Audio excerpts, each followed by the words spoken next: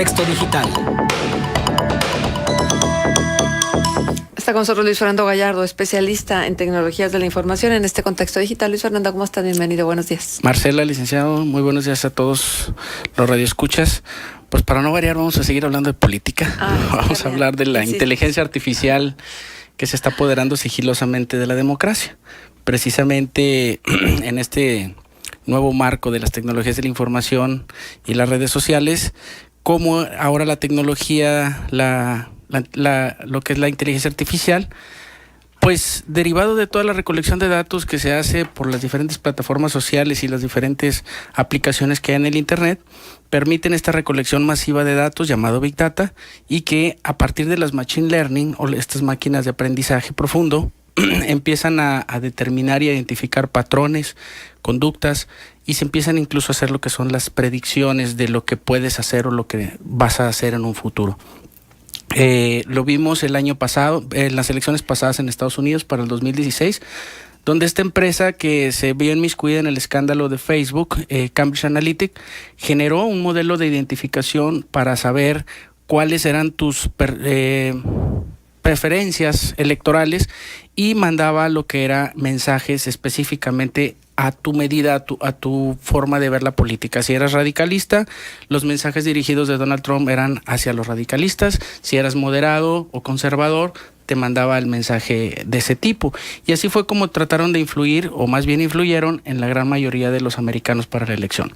Hoy está sucediendo también en estas nuevas elecciones. Ya va un mensaje muy segmentado a partir de la inteligencia artificial.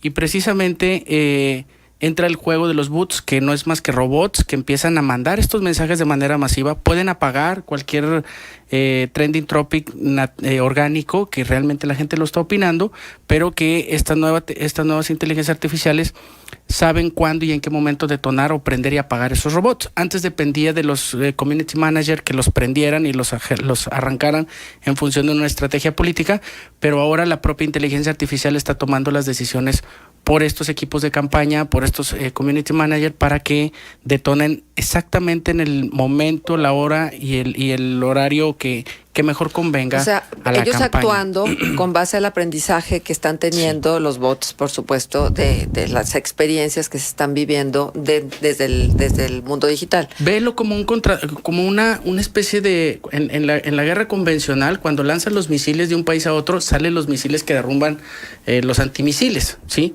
En este caso, en vez de tener gente vigilando a qué horas salen los ataques del otro, la inteligencia artificial está monitoreando automáticamente cuando el contrario te empieza a atacar de manera masiva con estos robots. Ahí es donde empezaron ya a cambiar la forma de aplicar los robots con respecto a las campañas que veníamos viendo anteriormente. Y de hecho, es así que la inteligencia artificial nos está ya alcanzando la democracia, que comentábamos en la semana pasada o antepasada, que en Japón se da por primera vez una candidatura de un robot como candidato a la alcaldía de una provincia de Tokio. Sí, en esta provincia de Tokio se lanza por primera vez, o se acepta un candidato robot que es inteligencia artificial.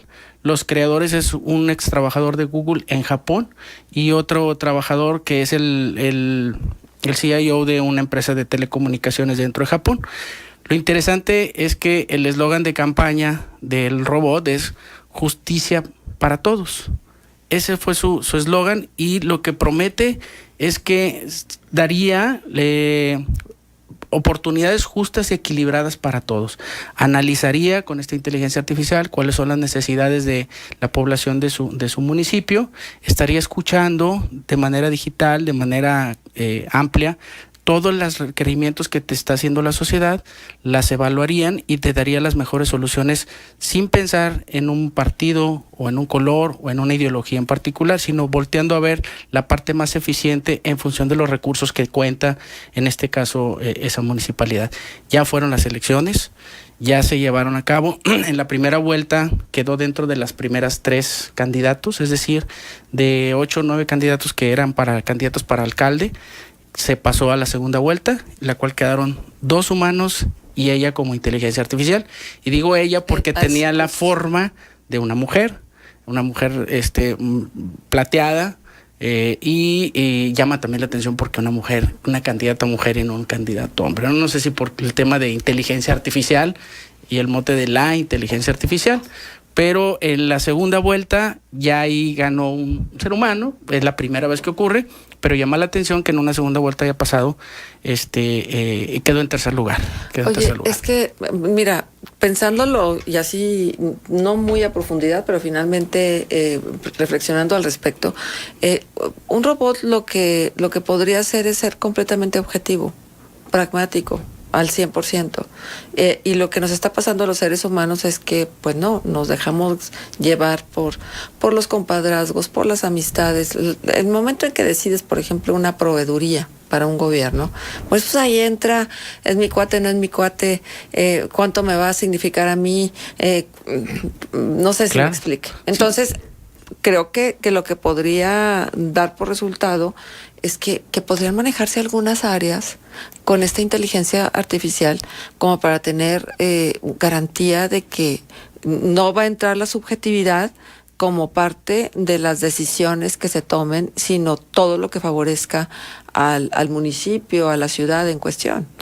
Vernos como un todo, Marce, no como partido, porque cuando llegan los candidatos del partido que sea, la ciudad se parte, literalmente, entre azules y rojos, colorados, amarillos, y las políticas públicas van siempre orientadas a seguir generando esa base social para que te puedan seguir construyendo una carrera política. Es muy interesante lo que tú comentas. Por ejemplo, en Brasil están aplicando el tema de inteligencia artificial para el tema de seguridad pública.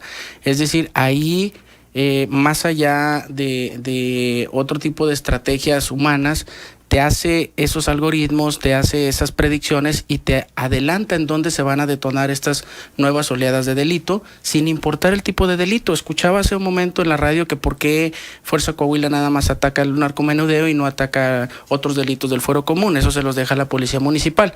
Bueno, en vez de que estos mandos únicos estén precisamente por su cuenta, analizando y desmenuzando posibles estrategias, ¿por qué no apoyarse en eso? Es igualito como ahorita pasa. O te avientas una raíz cuadrada a mano, a pie, o agarras la calculadora o la metes en Excel y te da el resultado. A final de cuentas, el tomador de decisión sigue siendo el ser humano y esa no recae en nadie más, pero te da una aproximación de lo que tiene. Algo también importante y que me llamó mucho la atención ahora con el evento que hubo en Google I.O. 2018, resulta con que Google puede predecir cuándo te vas a enfermar de gripa o de ciertas enfermedades, incluso antes de que te enfermes, incluso antes de que aparezcan estos brotes epidémicos en el mundo.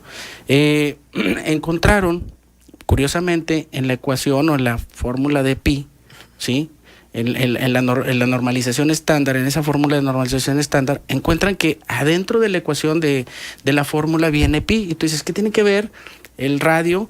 El 3.1416, el valor famoso de 3.1416, en una ecuación que nada tiene que ver con los círculos. Resulta que ese número es infinito, ¿sí? Y todos los números que están contenidos en pi son todos los números que existen en nuestra realidad.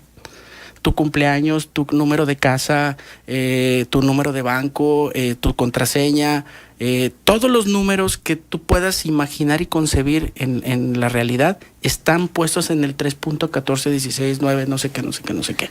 Ajá. Ahí están.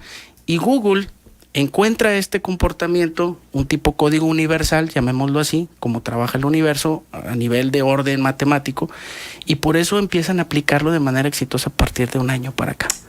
Lo empiezan a meter en sus algoritmos y se dan cuenta que con eso pueden predecir cualquier cosa con un grado de exactitud muy, muy alto. Incluso lo prueban en una estación de tren de Europa, cómo los seres humanos caminamos bajo patrones matemáticos, es decir, siempre en línea recta. Siempre que vamos a esquivar un objeto, por lo general lo hacemos hacia la derecha y no hacia la izquierda, y se generan esos comportamientos matemáticos. A partir de esta fórmula pueden ellos saber cuánto se va a congestionar, qué tanto se va a saturar un tren, antes de que llegue la gente, ¿sí? Podría saber lo que pasa en el futuro y lo que pasa lo que ocurrió en el pasado, con una serie de datos muy pequeña.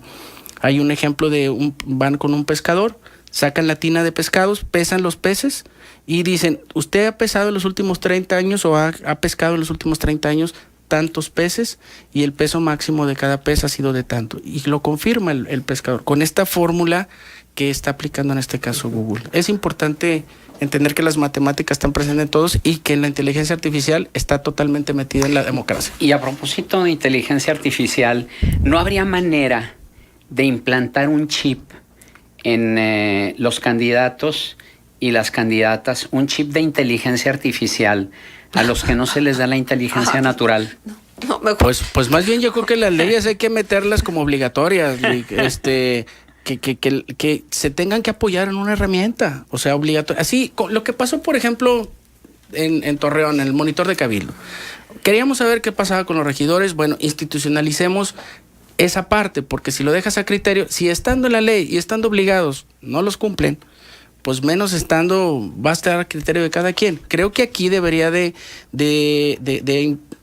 fortalecer la sociedad civil con los observatorios, aplicando estas tecnologías, que el mismo observatorio ciudadano les ponga en cara, ¿sí? Que hay otro tipo de soluciones distintas al enfoque político y al sesgo personal y emocional de los que gobiernan este país o que están pretendiendo gobernar ahora con las candidaturas.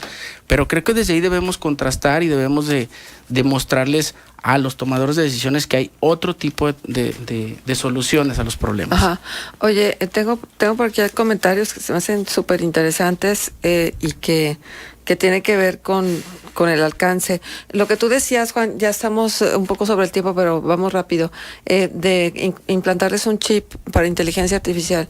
Lo que pasa es que hay tantos tipos de inteligencia que realmente ¿qué tipo de inteligencia queremos de nuestros políticos? No solamente la inteligencia del conocimiento o de los datos. El mínimo del sentido común. No, pues es que pero esa es más subjetiva, esa obedece a patrones distintos éticos y culturales, al conocimiento mismo, que tal vez sería mucho más fácil proveerlos de esos conocimientos, aunque ya no necesitas traer un chip, pues traes la computadora, mira, nada más que sepas buscar. Revisa los perfiles y currículum vitae de los candidatos alcaldes de La Laguna.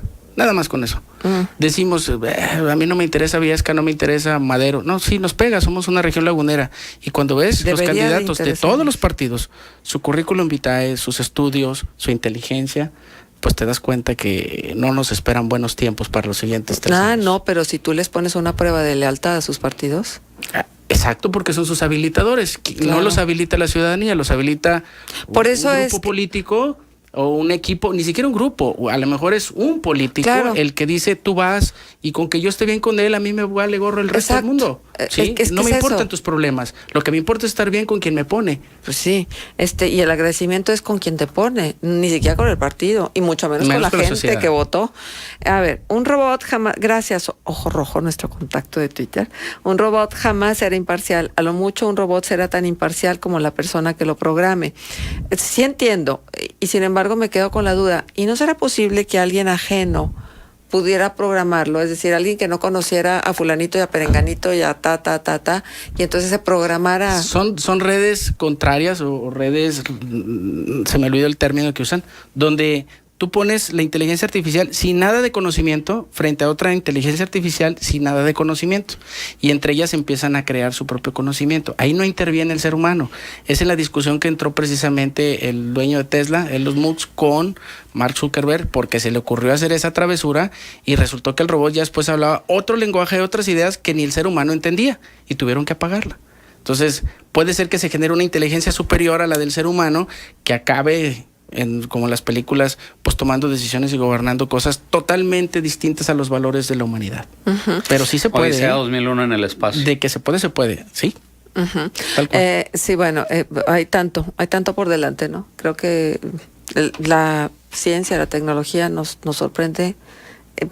Cada vez que nos enteramos de algo, como me acabo de enterar, y esto tiene mucho que ver con tu ámbito de competencias profesionales, la maestra Patricia Alonso, maestra del Tecnológico de Monterrey, estuve con ella y me platicaba sobre una computadora que es para jugar ajedrez, está programada, y entonces resulta que la pusieron a competir con otra computadora.